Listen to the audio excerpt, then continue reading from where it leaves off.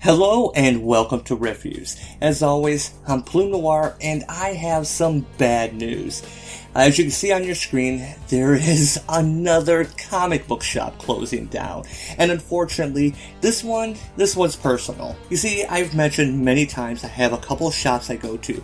I have my main shop, which is the one closest to me. I have a pull list, and they don't generally carry a lot of extra books. If it's not on your pull list, there's a good chance you won't get it. Especially if it's not Marvel and DC. And even then, you're pretty lucky to get it if it's not Spider-Man or Batman, for example.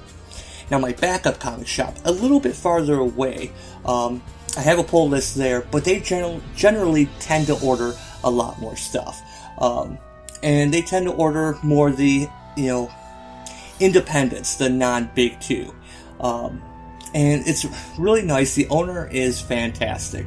I don't always agree with all her choices, and we've discussed that, some of the things. She's a big fan of man-eaters, for example, but she's really cool, and, we can actually have discussions about these things where we don't agree, and I don't get called a Nazi. It's amazing, right? Who would have thought? But she's fantastic. Every time I go in there, I end up just chatting with her for sometimes, over a half hour, and not even about comics, just kind of BSing in general. A really, really great person. So this really breaks my heart. Now, about this shop here, I don't want to name its name because I don't think anyone wants to deal with problems with their business. I don't think they really want that getting around, and I don't want to publicly shame her, for example. So I have blacked out the name of the store, and not only does she sell comics, she also does used books, stuff for kids like coloring books. They do drop-in Dungeons and Dragons, for example. I know they have a board game section. In fact, they've been doing a thing the past several months. Friday evenings, they'll even have local stand-up comics come in. And by that, I mean stand-up comedians who actually come in and perform. Now, unfortunately, I have not been able to attend any of the performances. So, yeah, I kind of had a feeling this was going to happen. But first, let's just take a look at this email. Now, this is trimmed down. There was a little bit more personal stuff at the top. I didn't want to include that, but this is a snippet of the boilerplate, and I'm just going to go through most of this real quick. As you see, it starts off with clear out the storefront sale. Today, August 1st, and tomorrow, Friday, August 2nd. All used books in the store will only be $4. Everything else is 10% off. We'll skip down to her note to subscribers. First, thank you for being so amazing. Second, I'm sorry to worry you and take away your nerd home. I really am. You've heard the news, store name redacted, is closing its retail operations, but it's not completely going away, and I'm still in business, just mostly online moving forward.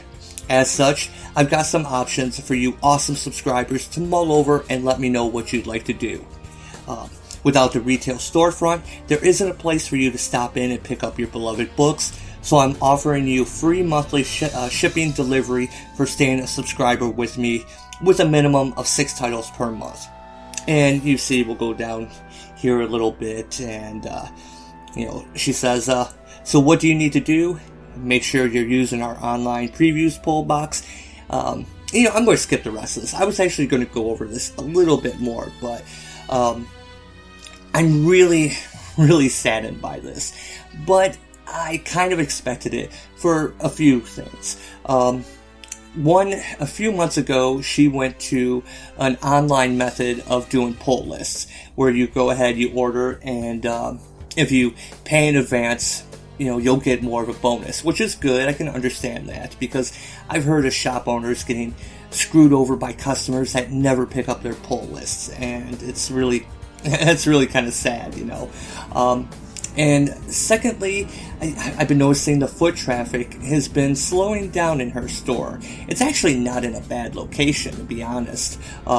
Easy to see from the road. It's pretty popular. But the third thing is, I've mentioned that she tends to order a lot of stuff. And my main comic shop, they've been in business for decades, and I have seen them go from they used to have more comics on the shelves to now just kind of a very small section. At this store Redacted, they tend to have a giant wall full, like a classic comic book shop, from days gone by. They had a lot of stuff on the walls, but the problem is that I was just in there and I saw that on the shelf they have, for example, America, Gabby Rivera's America series, all the issues on the shelf, issues 1 through 12, whatever it went to. And it's not the only one. It's a lot of books like that. The books, all the Iceman books, the West Coast Avengers, the books that didn't sell, the books that did a lot of damage to the industry. And unfortunately, she can't sell them. Now, she could probably take a loss and, probably could have done a deeper discount. Sell the books for 50 cents or whatever, just to clear the shelves, but she's not bringing in the money to fill them with anything else. So the option is, have something on the shelf or not have the money coming in to and end up having a blank spot on your shelf. And this is the problem with the industry, and it's something I'm working on a series. Should be seeing the first segment really soon here. That we're in a spot where the movies, Avengers Endgame, Spider-Man Far From Home, you're seeing previews for Amazon Prime's version of The Boys everywhere. They're bringing in a lot of money. Why is this not? Why aren't comic shops thriving at this point?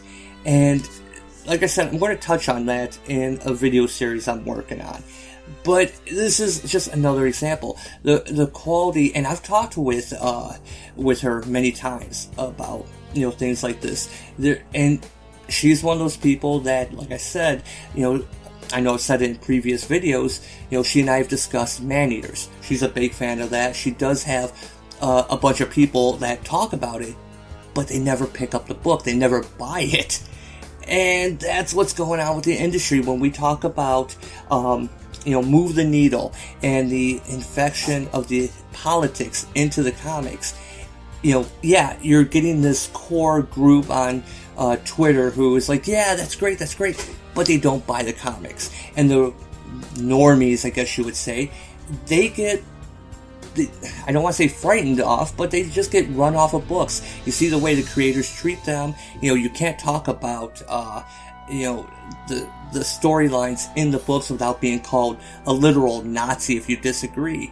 And as the quality of the books, even the ones that are not political, as they go down and down, it's the comic shops left holding the bag. The creators don't care because they see this as just their next step to Hollywood.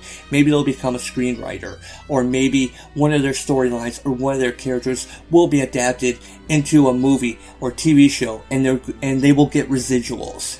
And instead, it's the comic shops that are left holding the bag. So I am really saddened to see this. It really hurts me that we have just another store closing. Now, yes, they are continuing the retail operation, but online only. But at that point, let's be honest. I like to go in. I like to buy floppies. But for the convenience, I can always go to Comixology, and everyone knows I hate Comixology.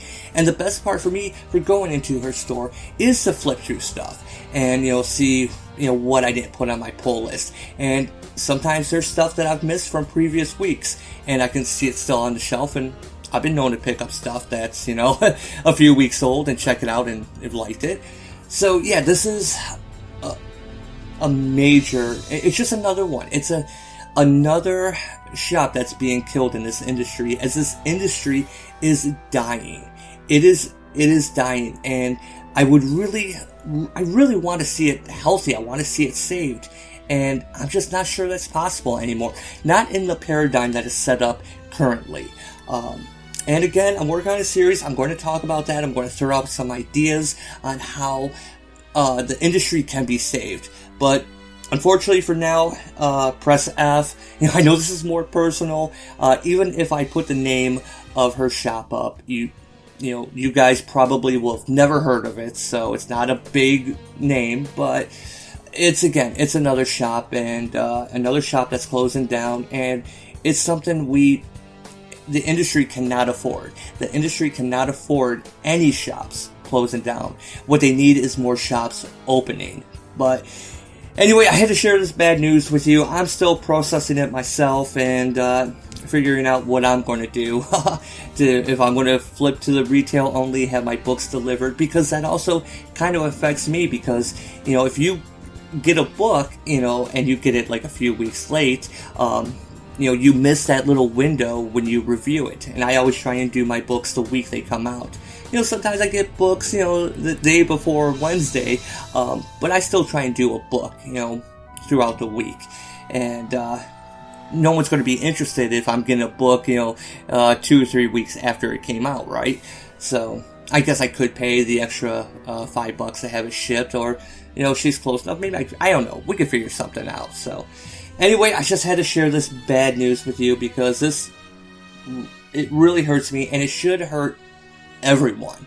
I mean, everyone should be feeling this with every store that closes. I should be able to put this on Twitter and see the creators, the writers and artists lament this. And even though I'm small, no one's going to pay attention. Even if I were a big, Twitter person, I had a big following, they won't care. And that's a problem. So anyways, I'll get back to better news. Have more reviews coming, but I just had to share this. And so thanks for listening to me just kind of work through my feelings and kind of vent. And as always, I'll see you next time.